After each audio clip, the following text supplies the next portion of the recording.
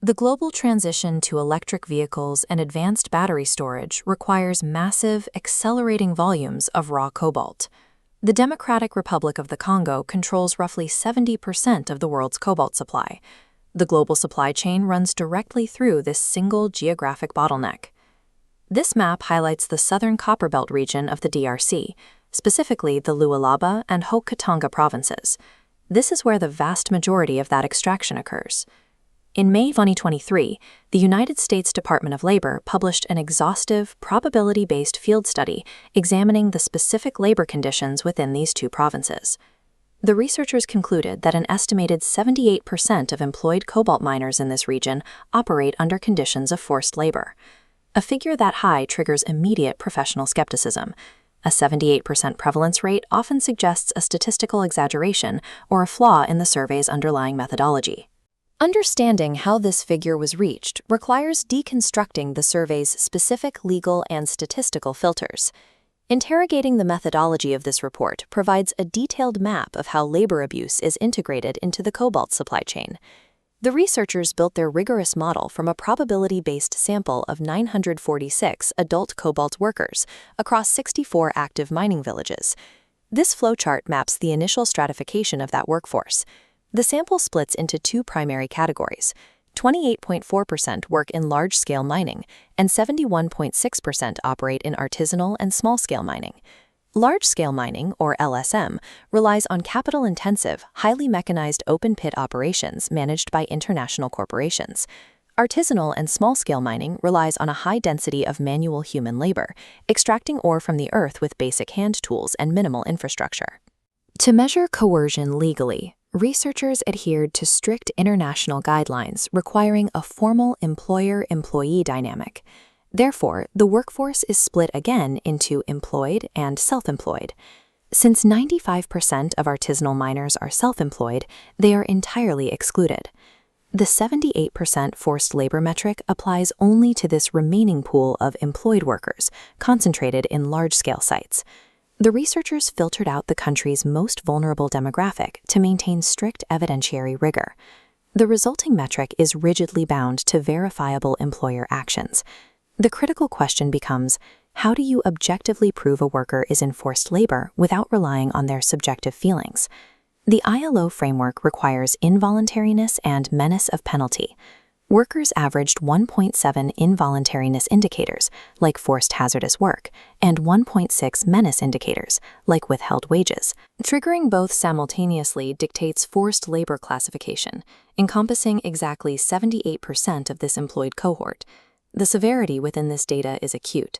Nearly a quarter of these employed workers, 23%, experienced 5 or more total indicators across both categories simultaneously. This 78% figure represents a rigid legal classification derived entirely from quantifiable employer actions. We can track how this abstract legal framework translates into material consequences on the ground. Comparing median daily wages, the coerced cohort suffers a 41% drop in earnings versus non-coerced miners. Shockingly, at the absolute bottom, 10% of these coerced workers earn less than the DRC legal minimum wage of $3.50 per day. Beyond the theft of wages, coercion dictates who absorbs the physical risks of extraction. Looking at workplace hazards, the forced labor cohort experiences a 45% rate of illness and injury, more than double the 21% rate of the non-coerced group. The primary drivers of these injuries are severe accidents involving hand tools and blunt force trauma from falling rocks in unsecured excavation zones. Basic safety protocols are systemically bypassed. Even within heavily capitalized, large-scale mining sites, protective gear is routinely absent from the workflow. Across the entire survey, 84% of all workers report operating in environments saturated with toxic dust and strong fumes, without appropriate respiratory protection. Forced labor functions as a brutal efficiency mechanism. It optimizes economic extraction while shifting the cost of physical degradation entirely onto the local workforce. To understand the architecture of this coercion, we have to look at where these abuses are geographically concentrated. This analysis maps the Copperbelt region. Researchers isolated villages within 5 kilometers of major industrial mines like Kasulo and Ruwashi. Chinese investments control 70% of the sector, funneling capital into these nodes. Crucially, 62% of employed miners within these radii experienced forced labor. The highest concentrations of labor abuse are geographically tethered to major, well-funded capital nodes. The data dismantles the assumption that these violations only occur in unregulated, remote wilderness. We must now return to the massive demographic that the researchers filtered out at the beginning of the study, the 95% of artisanal miners who identify as self-employed.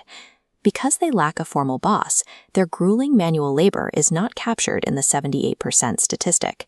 But these independent workers face alternative architectures of coercion. They are routinely trapped in debt bondage by local traders and buying houses, borrowing at exorbitant interest rates for food and tools, and forced to mine to work off the debt.